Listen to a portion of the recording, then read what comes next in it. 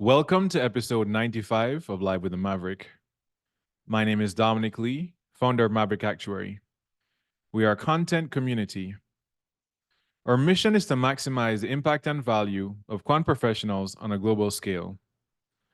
The goal of this series is to educate our community on the most relevant themes in actuarial science, risk management, and analytics.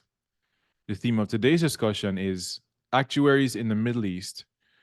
And we are very excited to have with us our guest for today's episode, 𝗟𝗶𝘃𝗲𝗪𝗍𝗍. Hashim is General Manager of Saudi Arabia and Director Actuarial at Badri Management Consultancy. Welcome, Hashim. Thank you, Dominic. It's a real pleasure to be with you today. Yes, it's a pleasure to have you here, and I think this will be a really intriguing episode, very relevant region, and these regional episodes are fun because we get to see what actuaries are doing across the globe. So I found them fascinating as well. I've heard about, actuaries we're doing in Latin America and all sorts of other parts of the world. So it's been fascinating. Yeah. But really good to be on. By the way, feel free to call me Hash for short. Sure. Will do. Yes, I should have asked that before. Sure. Yeah, you made a plug actually for Latin America episode 64. For those of you who haven't seen it, we have an episode on that, and Africa and several other episodes. But yeah, just love to give you a chance, Hash, to introduce yourself. Sure. So my full name's Hashim 𝗘𝗶𝗃𝗲𝗪. I am an actuary. So originally from the UK, but I guess like most people, your career takes many twists and turns, and I've actually spent most of my it's been 25 years, coming up to 25 years, actually working internationally.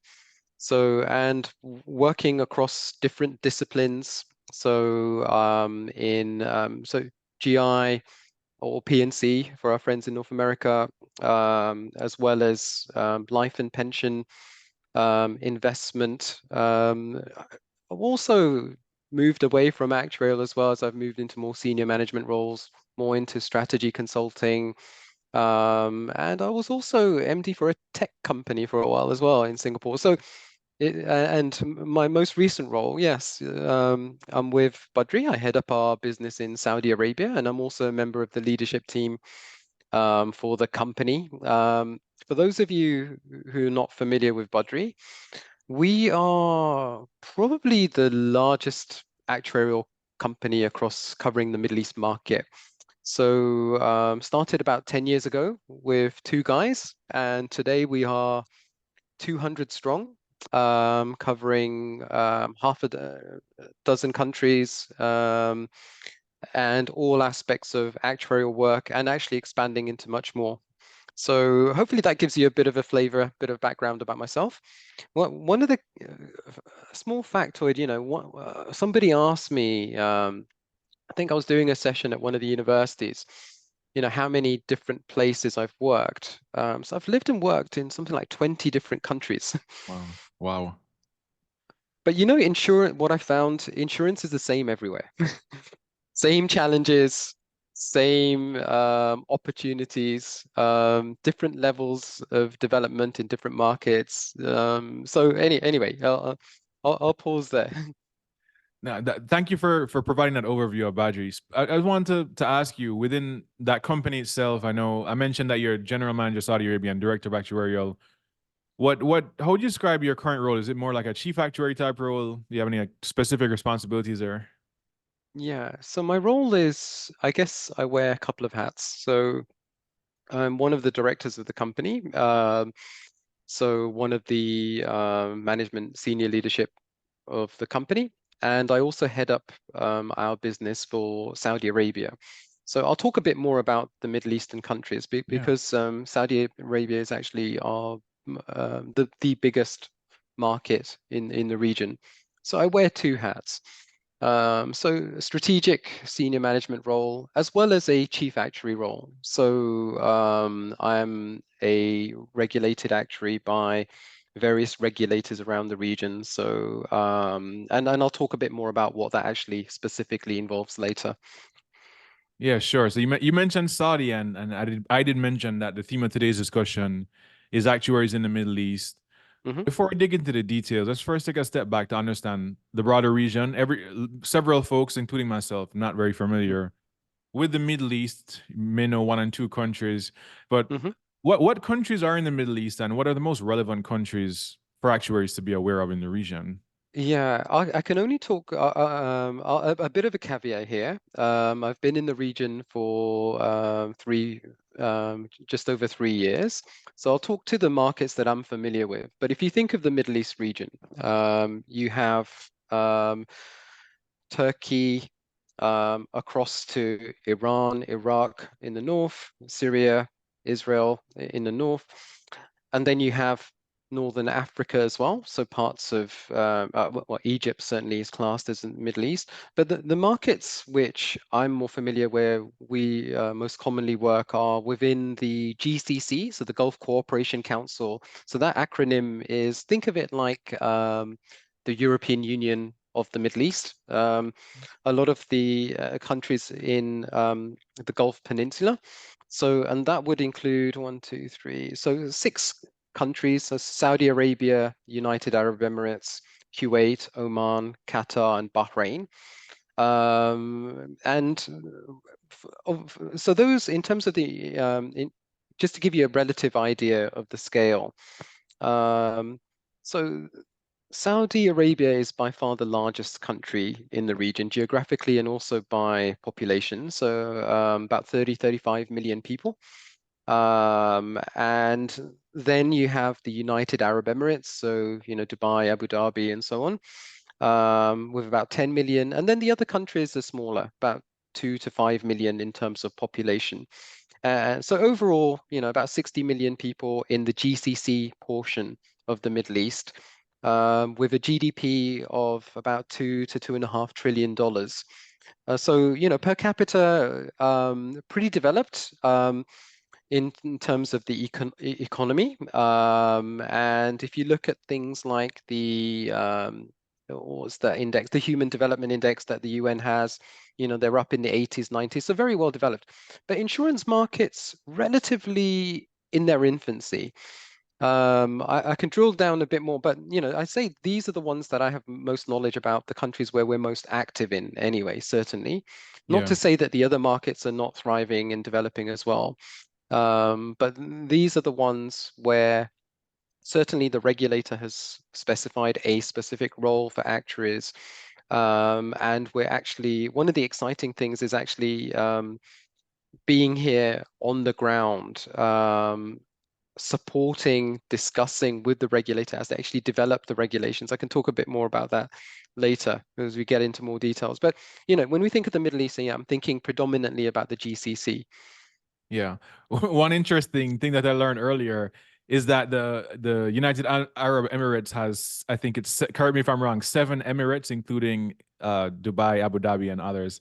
That was helpful to Yes, know because I was always thinking of Dubai and Abu Dhabi as their own, I guess, countries, but correct. I guess they are part of the Emirates. Correct, correct. Yeah, yeah. So I think just celebrated, I think 50 years of independence. So, these are a lot of the countries are relatively young as well. But obviously, a lot of the economies in the region are dominated by oil and gas. Mhm. Um, but there is a lot of transformation going on around the region. And again, that's creating lots of opportunities for us in the insurance world. Yeah, no, I'm looking forward to digging into that a little bit later. So now that we're acquainted, and thank you for that overview. Now that we're acquainted with the geographic landscape, let's dig deeper into the region and some of those Hmm. GCC countries you mentioned. Now, how would you describe the insurance and risk management landscape in the Middle East, and again, Yep. perhaps within the GCC? Yeah. Yeah, sure. So if I take the largest market, so the largest markets are Saudi Arabia and the United Arab Emirates. Hmm. In terms of and the others are there, but relatively smaller in terms of just reflecting the size of the country, the population, and so on. Now, if we take a step back and look at what sort of insurers are in the region, um, predominantly P&C. So general insurance accounts for probably 95-96% of the total written business for this region. Life insurance is growing and there's lots of potential. But yeah, and I group health within GI. I know they're short-term products, and what's been driving that is actually like most markets. So you have mandatory insurances, which make up the bulk of the GWP. So medical insurance, short-term 1-year policies, mandatory in many of these markets. Motor insurance, of course. And then you have commercial lines, so property, engineering, marine, aviation, construction, and all the casualty liability covers as well. So it's a wide range of products, but if I had to split up the pie, probably about how much is it? About 60% medical insurance, maybe 25 percent in motor, and the rest in P&C. Depending on how you slice and dice it for different countries. Some countries it's 40-40-20. But the growth trajectory is what's exciting. So if I just talk about Saudi Arabia, for example, so there's in terms of the market and the market backdrop, there's a huge economic transformation plan for Saudi Arabia. It's called Vision 2030. And this is there's a lot of high-level strategic objectives for Vision 2030, but one of the key ones is, I talked about the reliance on oil and gas. One of the key components is actually completely transform the economy so that the economy is not as reliant, it's more diversified away from oil and gas. And actually to go further than that, where something like I think 50% of the energy it will come from renewables by 2030, and continue upwards. And they're well on their way to achieving that. So again, I can talk more to that later as we get more into detail. But hopefully it gives you a bit of flavor about the insurance markets in the region. Yeah, that's helpful. One thing I always like to ask about is penetration. What's the insurance penetration like? I know it's a younger market, but because It's I know in very some, low. yeah, go ahead. Go ahead. Sorry. It's very low single digits, right? Okay. So there's hard targets. So insurance penetration is higher. Yeah, so it's very low single digits. It's probably half of where it needs to be. But there are specific targets.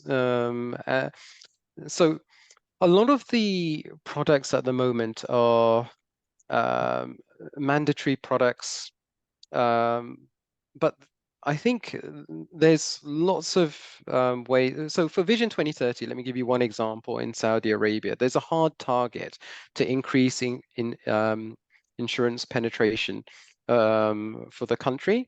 And it's 2 point something, and it's expressed as a percentage of non-oil GDP, which means as the economy grows, that target will also grow, which makes sense because I see very much insurance as an enabler and a lubricant of the machine that is the economy.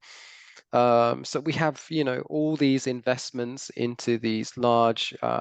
So whichever area you're going into, you're developing a tourism sector, involves construction, engineering, all the property covers that come afterwards, liability, and so on. Who's going to invest if you don't have the insurance, right? So we price the credit insurance for the suppliers of the finance, so the banks and the finance institutions providing the financing to the developers at one stage. Then you have the contractors coming in, we're providing insurance to them for the construction and engineering, all the way through to once things are completed, you have the construction warranty. So the whole property life cycle.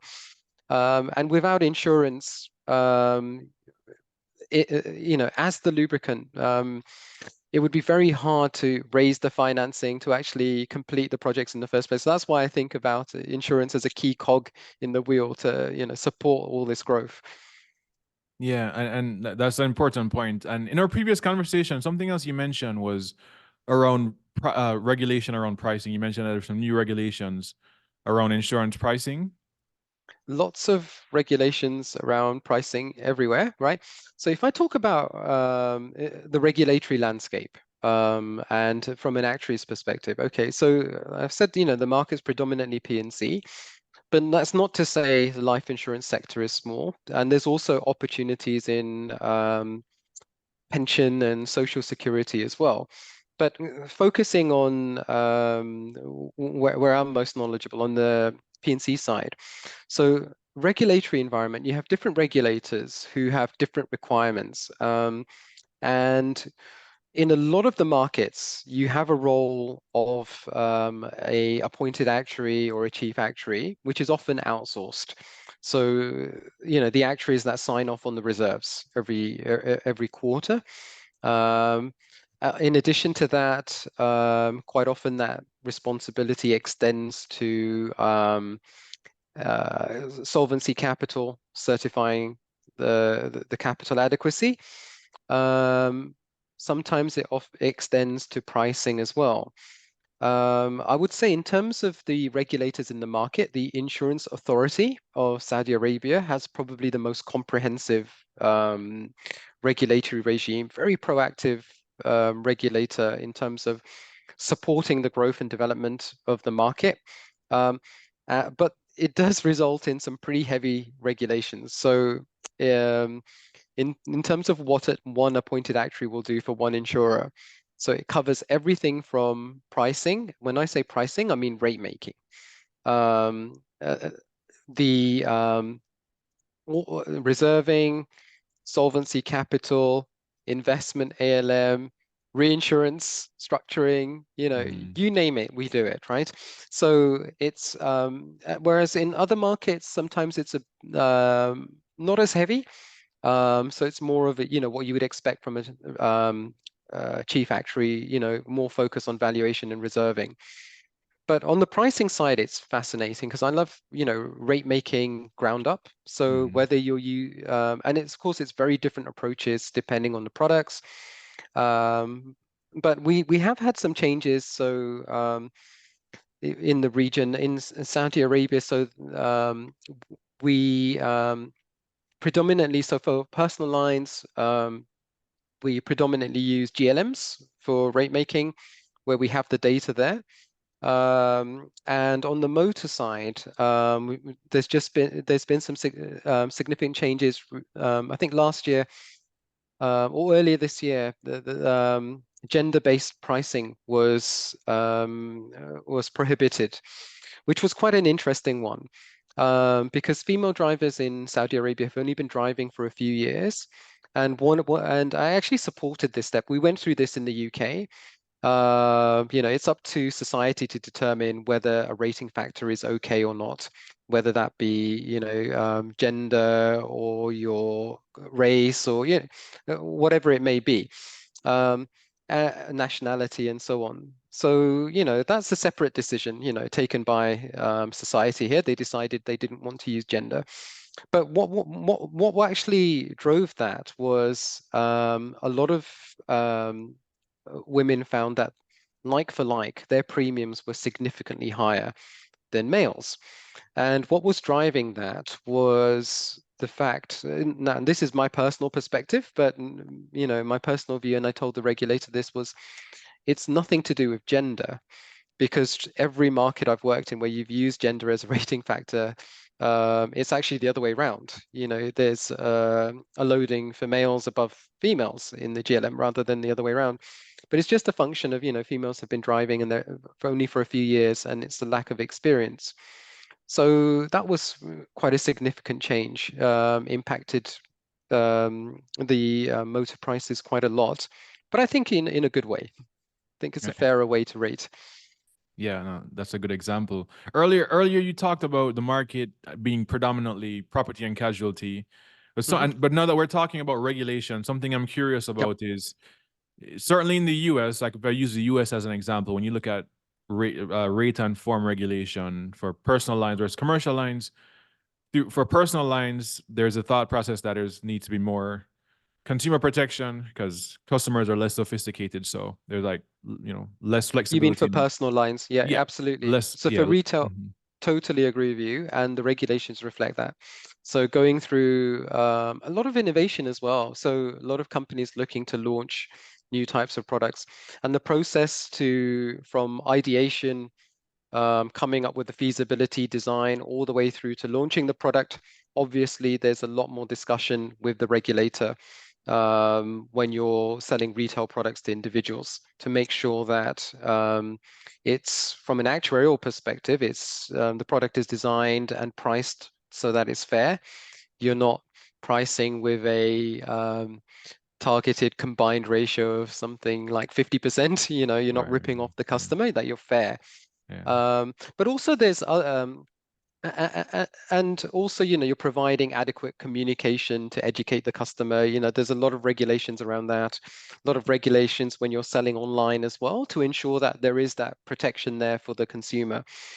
So obviously, for more sophisticated buyers, or if you're selling commercial products, it's sold through brokers and specialists. So not as onerous, but absolutely for individual retail, and it's quite right as well. Yeah. No, we talked a bit about the composition of the market, what countries are developing or which markets are more mature. We Hmm. talked a bit about regulation. One thing I want to circle back to, because you mentioned oil and gas a little bit earlier, Hmm. but just more broadly speaking, there's a lot of interesting activity happening in the region. There's a lot of growth potential as well. Um, but regarding insurance and risk management, what are the most pressing challenges facing the region regarding from an insurance and risk management perspective? Yeah, okay. Um, Very easy. Capacity, capability, right? So if I get and again, if I zoom in on Saudi Arabia, the largest market where I'm based normally in Riyadh. So imagine we're going through this incredibly amazing transformation of the entire economy. This vision from the government to actually completely transform the economy. And immense sums are being invested in different pockets of the economy. Um, and you have an insurance market which is quite nascent. It's only been, yeah, I'm sure some of the history goes back longer, but I think um, 10, 15 years or maybe 22 decades, as far as I know. And just to give you a sense of the trajectory and the level of growth, you've got a 1 point something trillion economy, and insurance GWP is 15, $20 billion. So just to give you an idea of context, um, there's huge potential. And that and the 15, 20 billion, the growth trajectory over the last 3.5, 4 years, that's grown by 70%. It's probably going to double again over the next 2 to 3 years. So, and what's been driving that growth? Obviously, the breadth of the products in the market, the mandatory products, the support from the regulator. We're also seeing innovation from the insurers themselves. A lot of things driving that growth, and it's going to continue. But what the challenges are, from an actuarial perspective, there's only about 200. I think Actuaries, something like that. So we had the Middle East conference for the IFOA, and I think there were about 200 people in Riyadh, about 200 people in the UAE one as well. and there's very few fellows. So, but the lots of amazingly talented actuaries coming out of the universities, but that's going to take time to build that pipeline. So in the meantime, there's lots of opportunities. I'm one of the beneficiaries of that as a guest and an expat in the kingdom to try and do my part to try and support the growth and development of the sector. So the challenge is on, capacity, capability, but there's certainly no limit on vision. Yeah. And in terms of what they want to achieve, I think they will achieve it. There's opportunities everywhere for actuaries. It's just booming so much. For us as a company, it's, sometimes we have to decide where do we actually want to focus. There's so many opportunities right now. Yeah. When we talk about the region, we talked about oil and gas earlier, and I Mm, wanted to just take a few minutes to talk about that because I know how significant it is, not just for Saudi, but for the broader region as well. And in particular, we talk about oil dependency. mhm. Fluctuation in oil prices, I think, is something that's relevant. So first thing I want to ask is, how does fluctuation in oil prices impact insurance markets and the broader risk environment? Yeah, it's okay. So probably not as much as you might expect at the moment. So for the energy sector, so thinking directly of energy insurance, a lot of the insurance for petrochemicals is actually reinsured and ceded out of the kingdom because you do need very specialist underwriting capacity capability, and the capacity of the direct writers is not there, not yet, right? It will be. But apart from 3 or 4 of the largest companies in the kingdom, a lot of the smaller companies would struggle to write that business without reinsurance support. But as a general step, it doesn't directly impact. And also, all the currencies or the majority of them, I think there might be 1 or 2 that aren't, are actually pegged to the US dollar because of the, trade in oil and oil being priced in US dollars. So we don't really feel a lot of fluctuation. And because it's mandatory products, elasticity, you have to buy motor insurance, you have to buy medical coverage.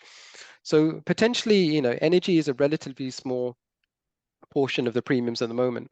But one of the exciting things is, as we transform the economy in Saudi Arabia and across the region as a whole, um, moving to renewables and sustainable sources of energy, it's actually creating more opportunities for insurers, in my view. So we just had one of the things I've been doing is we had an industry working party looking at climate risk and sustainability, and I was leading up one of the groups for that. This is a cross-industry group with actuaries, CFOs, CROs, and a whole broad range of people. And we had an event for the industry, for senior leaders in the industry recently, where we gathered a lot of people from around, not just in the region, but around the world to share their experience. And I think this is a really fascinating area because um, we've had, I think, the largest solar farms in the world being planned for Saudi Arabia. The largest solar production plant in the world was just announced a few weeks ago. And something like, 40 to 50 billion with a B, billion US dollars is being invested, and this is, and somebody has to support this on the insurance side, right? Mm-hmm. And so huge opportunities, with it. This is just one example. Obviously, it's going to support a lot of wider jobs in the economy. But all these mega projects, these giga projects, one of the key criteria for these projects is they have to be sustainable. They have to be green. That's part of part of the, whatever you want to call it, the KPI for the actual um, development itself. So as the country, transforms, all of this will require insurance/reinsurance capacity, which is only going to increase, the amount of business that insurers are doing. So I see it more as opportunities rather than risk, because yeah, interestingly, a lot of the more complex covers are actually insured here or reinsured out, either through other developed markets or back to Lloyd's.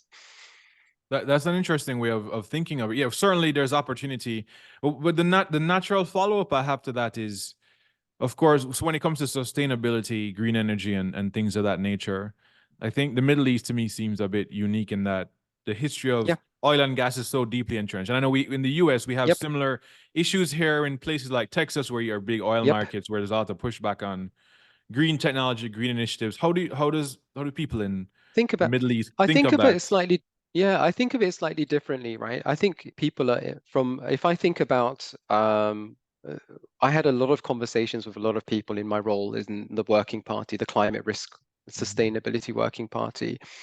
And I was blown away by the enthusiasm from a lot of people to support, how can we actually transform our country into there's so many initiatives. I forget about the other one, Saudi Green. I forget what it's called, but initiatives to like green areas of the desert.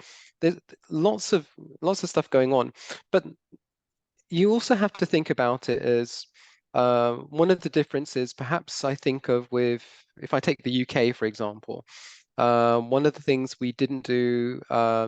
We did have oil and gas a few decades ago. And we benefited from that as an economy, and we spent all the money, right? Whereas they've put they know that transformation is necessary, it's going to happen. It might take a little bit longer, but they've set some very aggressive targets. Remember what I said, 50% of everything, of all the energy needs coming from non-oil and gas, for non-petrochemicals, so from renewables, and they're actually well on their way to achieving that. And they've also got, money specifically put aside, so in the sovereign wealth funds. So the PIF fund, there was a target to grow that from, I think it was 600 billion to $8 or $9 trillion. And I think in a couple of years, I forget what the latest figure is, but I think it's approaching $1 trillion now. And it's just going to rise and rise. And that's going to be used to invest in the kingdom in different initiatives to support. So it's more of a longer term view. And they're able to take these decisions and, because it's going to be a generational change. It's not something that's not going to happen overnight. It's it's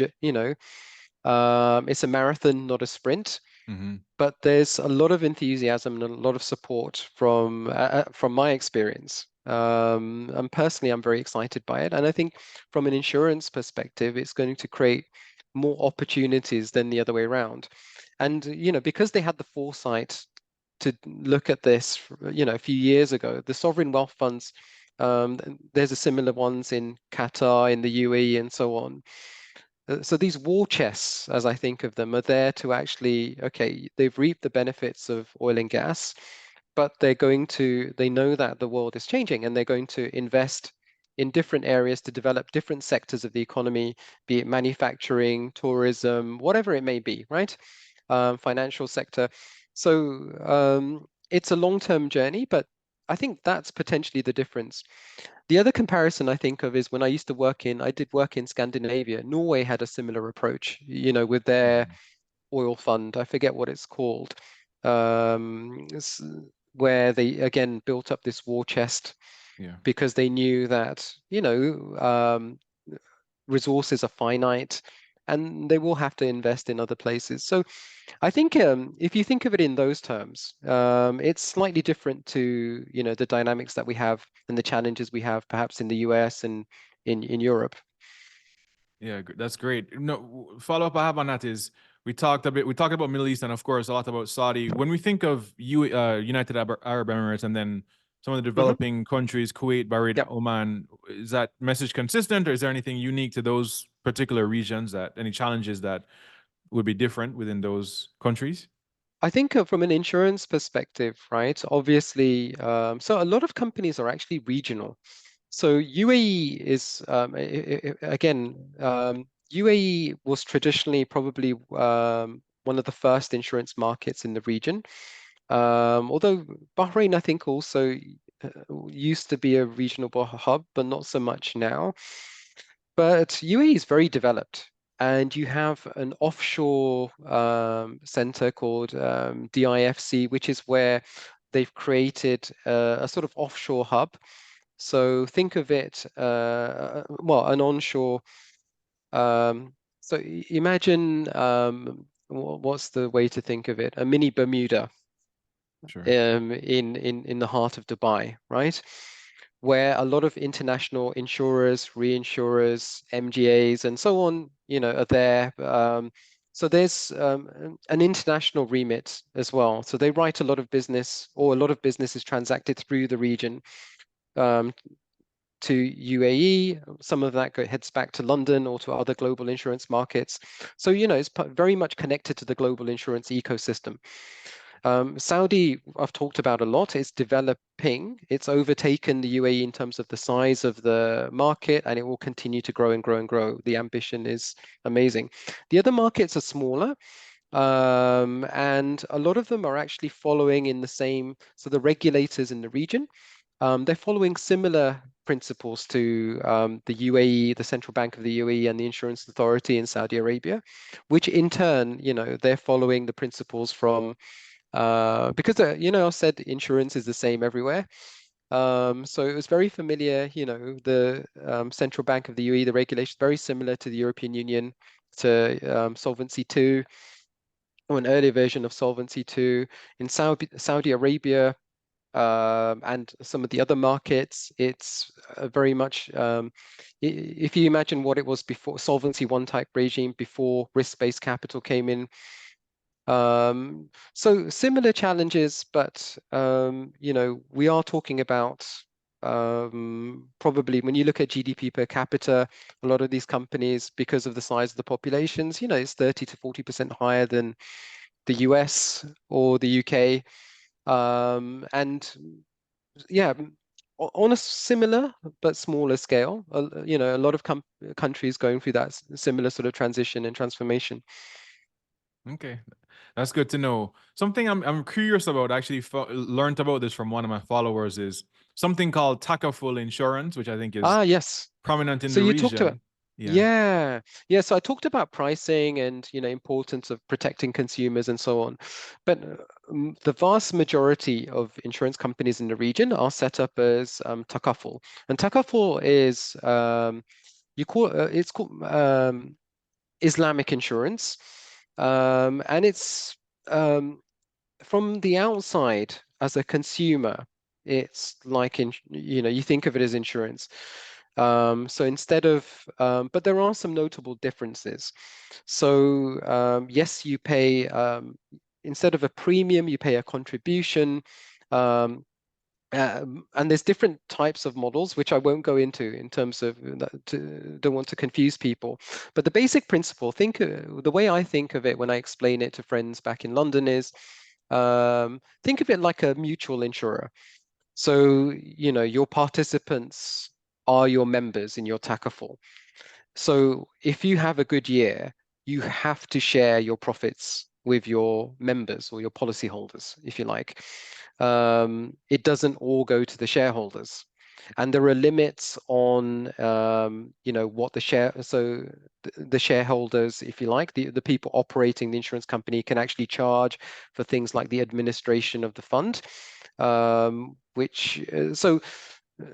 the general idea is that you have risk sharing in a mutual pool, similar to insurance, but there's also other restrictions as well in terms of in line with Islamic principles. So interest is forbidden. So investments in interest-bearing securities is not permissible. But there's lots of alternatives in the market. So there are Islamic bonds. I won't call them bonds, but yeah, sukuks, which a lot of companies invest in. They invest in property, equities, and other investments as well. So there's restrictions on the investment, but the main thing I think about is like the risk sharing.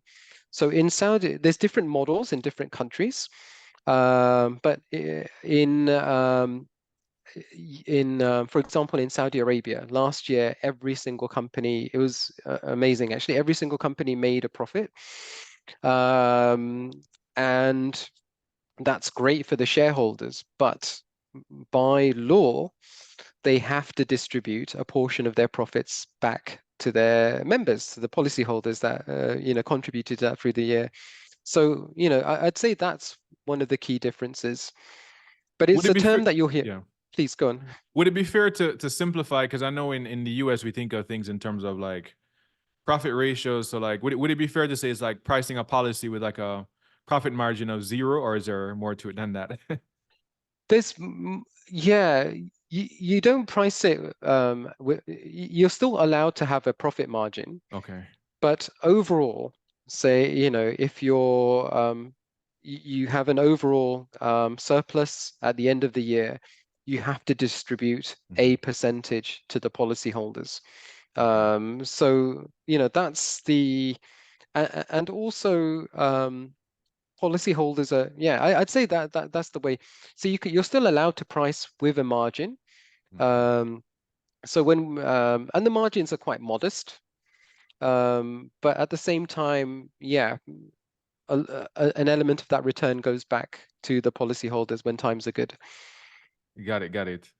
Um, no, yeah. So no, we spent a good amount of time becoming acquainted with the insurance and risk management landscape and the Hmm. challenges that that the region is facing. So now let's dig deeper into the actuarial profession. So Yep. how would you describe the actuarial profession within the region? Yeah. So we have. I'd still say it's developing. Okay. So the requirements, a lot of it's regulator driven, right? So different requirements for different regulators, but most regulators require an actuary to, at the very least, sign off reserves. And I touched on at the beginning, some regulate one extreme, you have the Saudi regulator, the insurance authority, which has requirements for a lot of different reporting requirements. But what they've also done, which I think is really cool, is they've actually to recognize the importance of the role of actuaries in insurers, they've actually also mandated um, internal actuarial functions to be set up within the insurance companies themselves. Now, the courses in insurance companies are relatively new. They haven't been running for that long, and they know it will take time.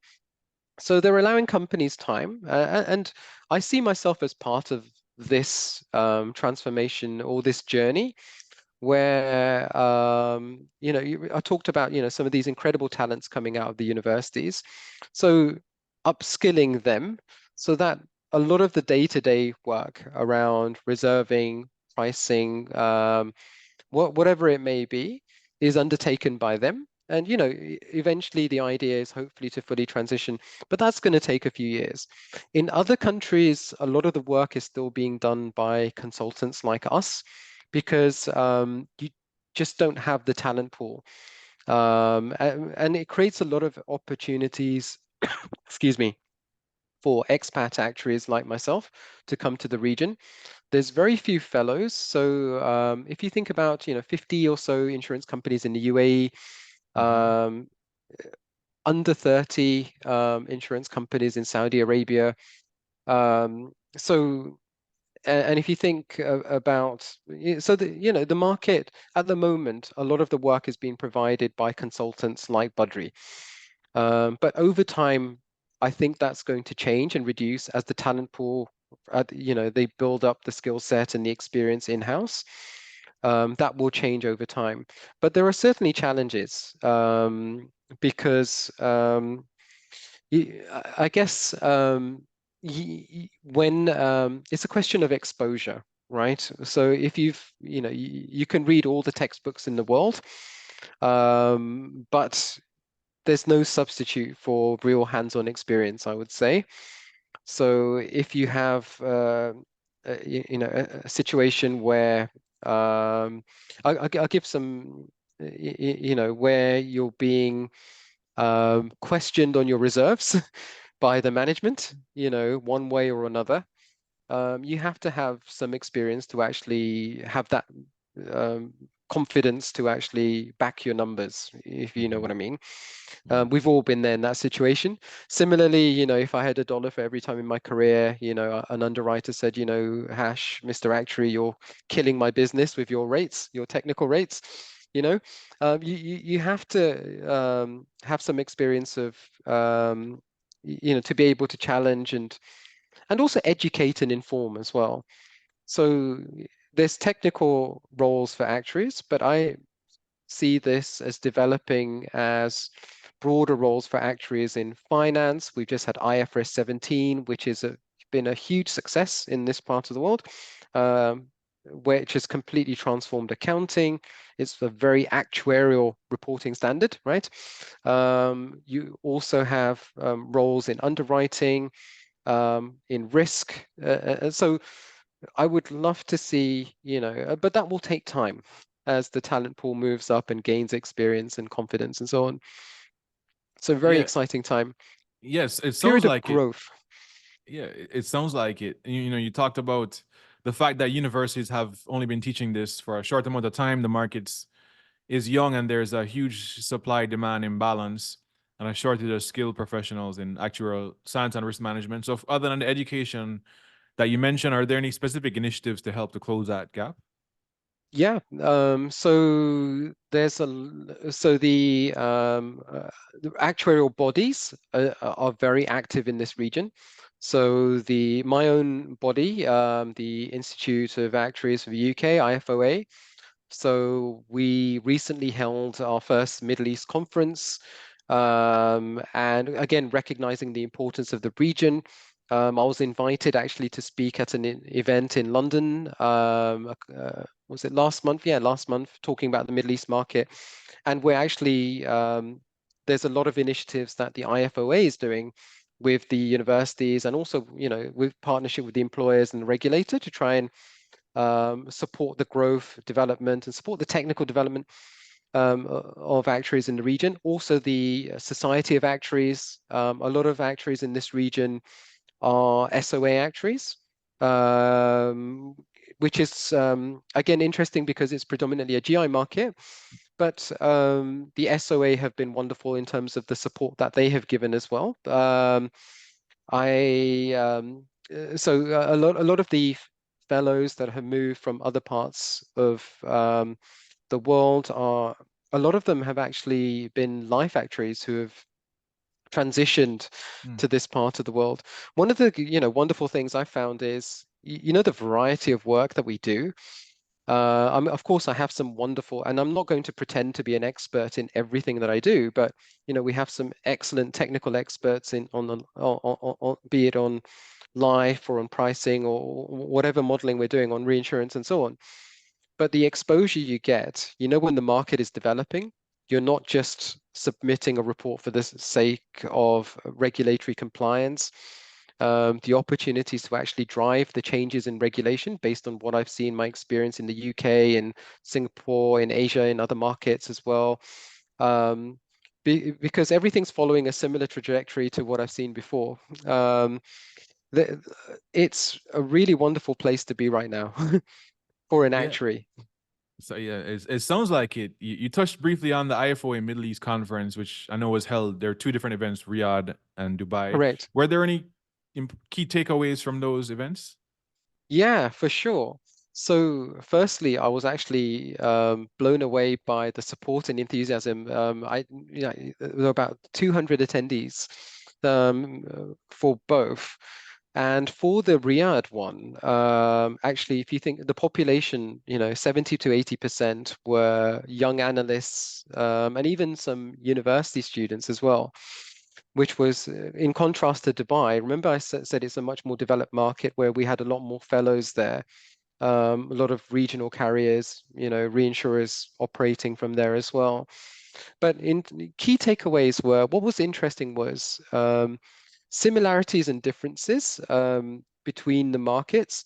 So what's interesting is, sometimes when you don't have legacy. You are starting with essentially, a blank sheet of paper, right, to draw your regulations.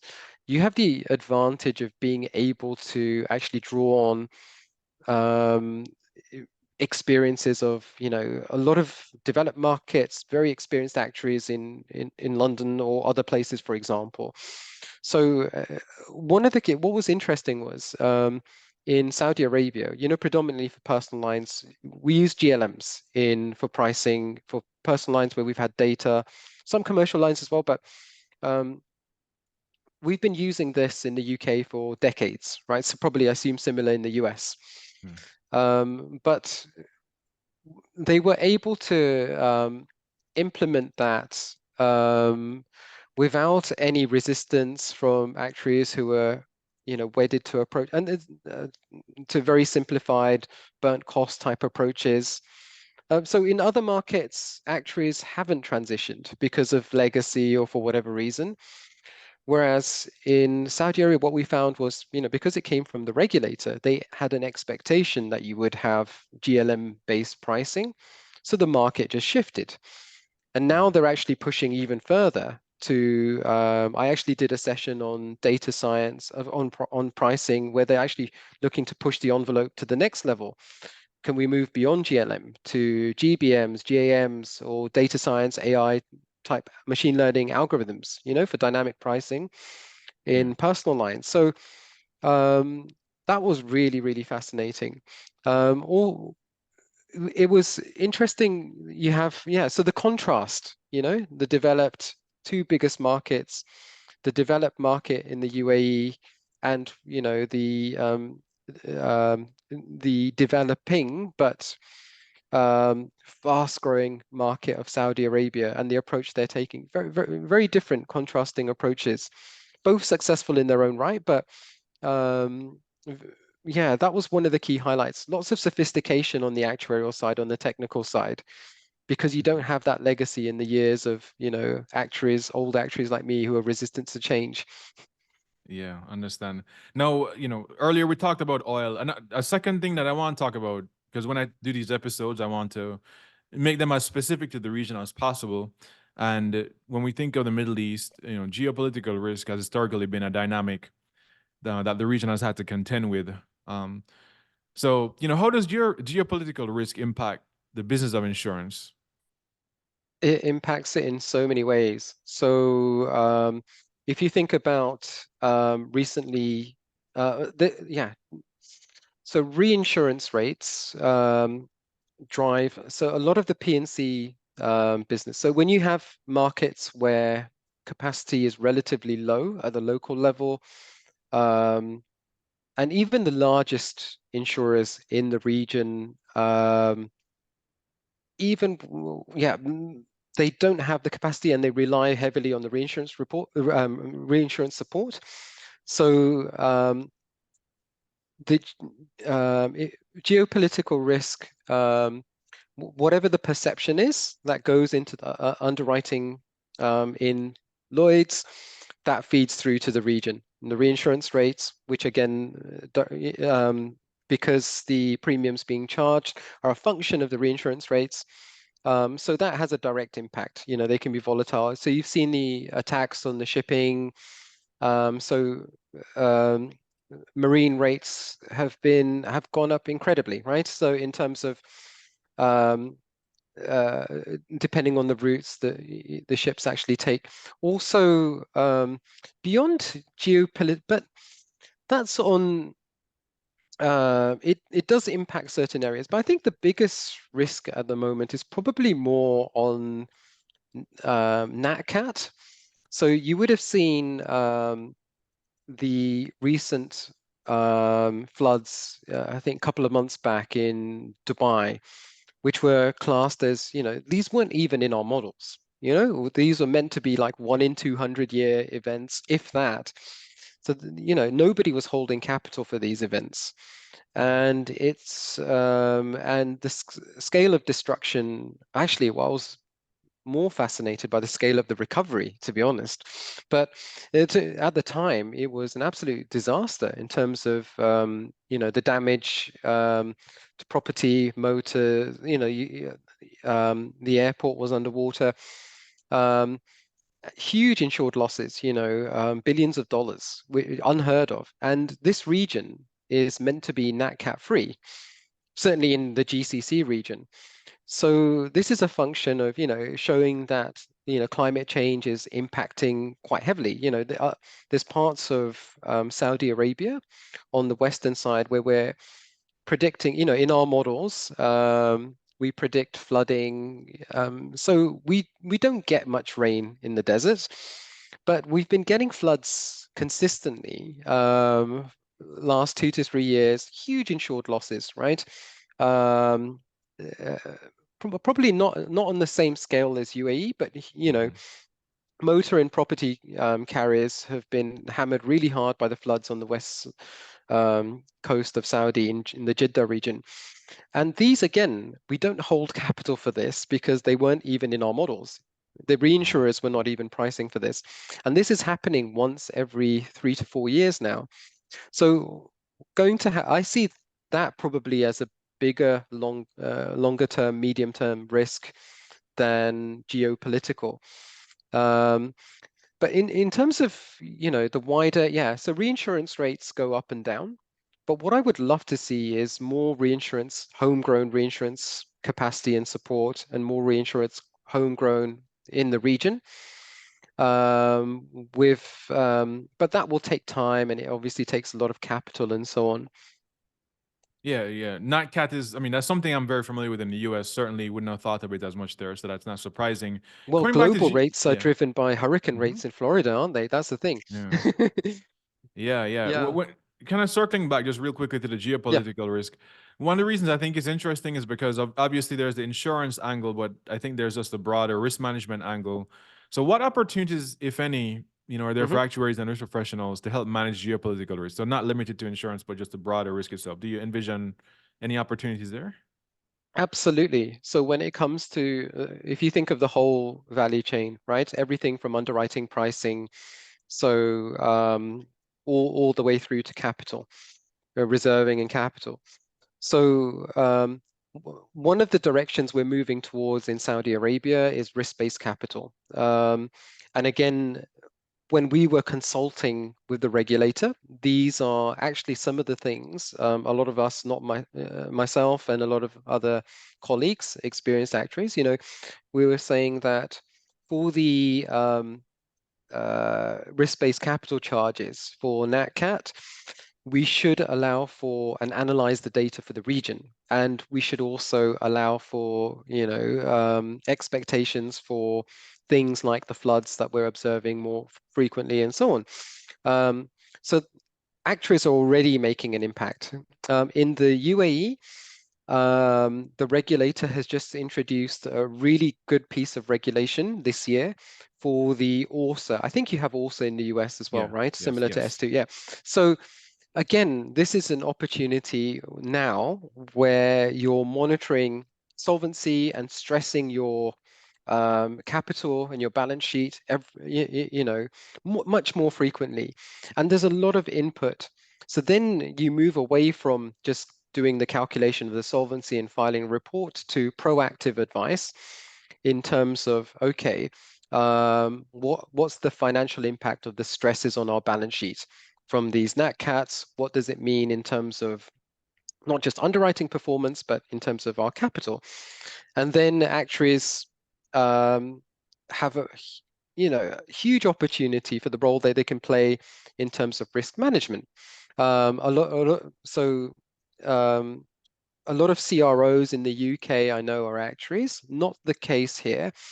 But there's a lot more actuarial input that could go into how you set up your risk appetite framework, what the risk register should look like, what you should be measuring in terms of your key risk indicators, And, as I mentioned, as part of the also requirement, the formal submission to the regulator, but it's actually a tool for management to support how you run your business. So a lot of really good steps there. The other thing on risk management is the introduction of IFRS 17. So for the first time in the region now, we have stochastic reserving. So with the risk margins, risk adjustment, sorry, get the terminology right. Risk adjustment, where you're actually not giving a point estimate to reserves anymore, but you're using, so this is a shift in the way that actuaries calculate reserves now. So it's more of a discounted cash flow valuation to work out your best estimate reserves. And then you work out, okay, what's the likely variability of the reserves using stochastic methods, MAC, ODP, and so on, to get a certain percentile. So you see the uncertainty in the reserves as well.